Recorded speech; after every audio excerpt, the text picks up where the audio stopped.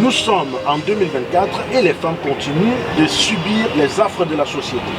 Ces femmes, pour la plupart victimes silencieuses des violences, sont tout autant affectées que leurs enfants. Le fait grandissant et alarmant nous interpelle tous. C'est dans ce sens qu'en marge de cette 34e édition de la Coupe d'Afrique des Nations, en Côte d'Ivoire, nous sommes allés à la rencontre d'une jeune et brave dame qui lutte sans ménager son énergie aux côtés d'associations des femmes contre toute forme de violence faite aux femmes et aux enfants. Elle, c'est Janine Donguet et elle est camerounaise. Made in Africa. Focus sur l'apport de la diaspora africaine dans le développement du continent.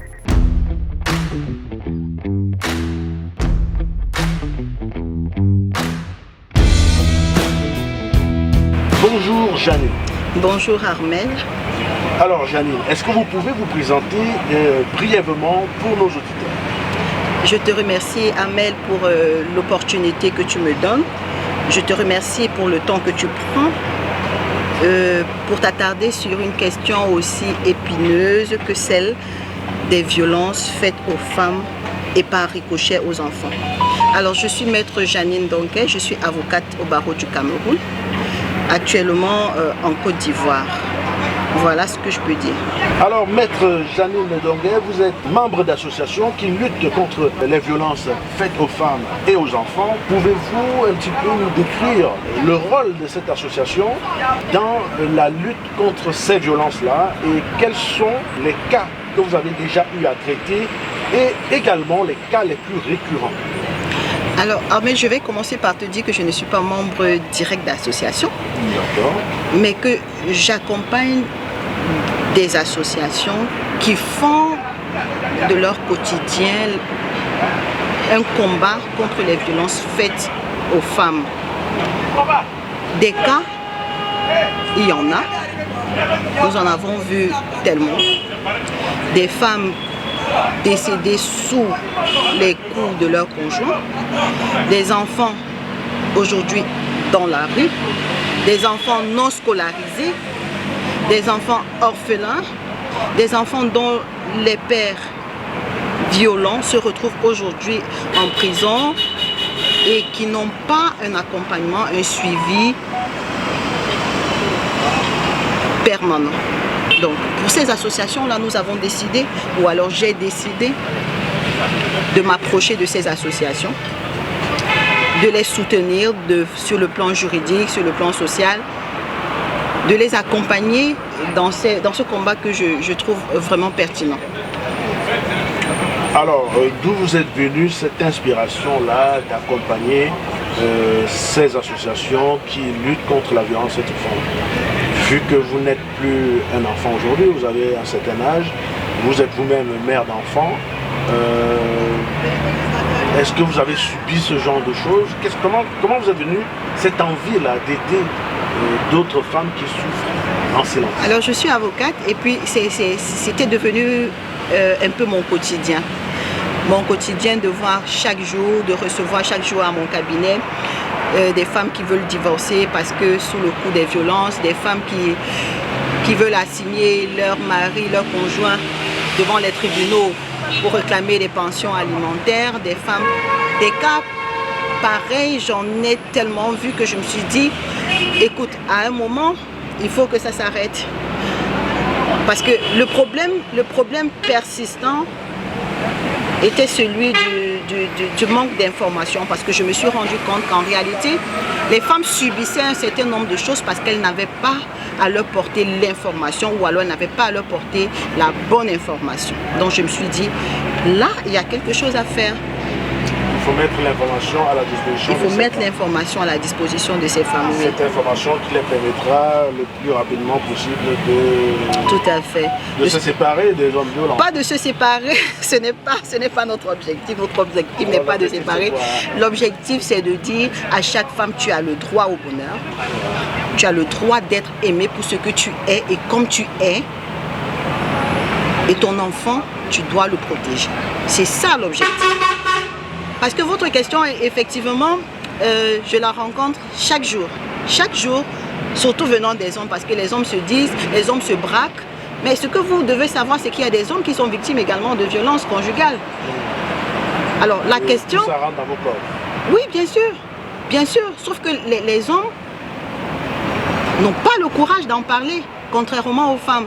Les hommes n'ont pas le courage d'en parler, donc nous encourageons les femmes à en parler. Nous disons aux femmes, vous n'êtes pas seules, vous méritez d'être aimées, vos enfants ont le droit d'être aimés, vos enfants ont le droit de grandir, et c'est de ça qu'il s'agit en fait.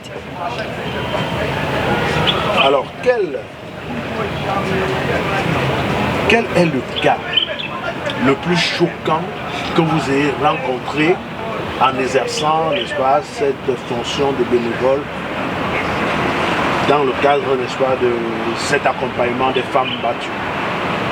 Alors, le cas le plus choquant, mais qui est aussi le cas qui m'a le plus déterminée, est celui d'une dame dont je loue la bravoure, qui s'est retrouvée dans la rue avec 5 enfants, malade, atteinte d'un cancer, abandonnée de toute sa famille, parce que généralement lorsque les femmes se plaignent, lorsqu'elles vont dans leur famille, elles sont incomprises, elles sont rejetées, elles ont peur, elles pensent à ce que la société dira et du coup elles se braquent. Mais cette dame-là, elle, malgré l'adversité, elle s'est battue contre son conjoint, contre la maladie, pour l'avenir de ses enfants. Et à l'heure où je vous parle, cette dame est celle qui encourage d'autres femmes. Ça, c'est un cas. C'est un cas qui m'a donné... Celle qui encourage d'autres femmes à faire quoi? À penser qu'il y a de l'espoir. Parce que la plupart des femmes battues pensent qu'il n'y a plus rien à faire. Elles se retrouvent avec 5 enfants, elles se retrouvent avec 10 enfants, elles se disent comment je fais, où est-ce que je vais, par où je recommence, est-ce que je peux recommencer? Celle-là nous dit oui, tu peux recommencer. Alors, est-ce qu'on a une suite pour celle-là? Qu'est-ce qu'elle est devenue? Alors aujourd'hui, je lui fais un coucou, je sais qu'elle se reconnaîtra à travers la vidéo. Aujourd'hui, elle est membre de l'association Butterfly Cameroun, pour la citer. Et elle accompagne beaucoup d'autres femmes. Elle est le pilier de l'association, l'un des piliers de l'association. Et aujourd'hui, vraiment, je pense que c'est un exemple pour celles qui sont dans le mariage encore, celles qui sont en couple encore, et celles qui sont en dehors des mariages, celles qui vivent cette situation et celles qui voudraient même prévenir la situation. Donc aujourd'hui, c'est un fondement, c'est une pièce fondamentale de l'association. Comment réagir face à un conjoint violent? Alors, l'erreur à ne pas commettre, c'est de penser qu'on peut lui faire face seul. Il faut être à combien? Ce que je veux dire, c'est qu'il faut demander de l'aide. Il faut demander de l'aide.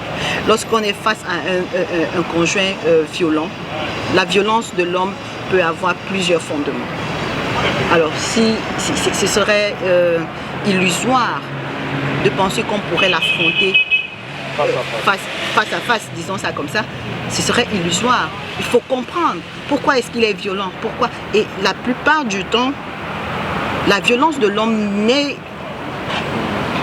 de l'enfance, de ce qu'il a vécu, de ce qu'il traverse.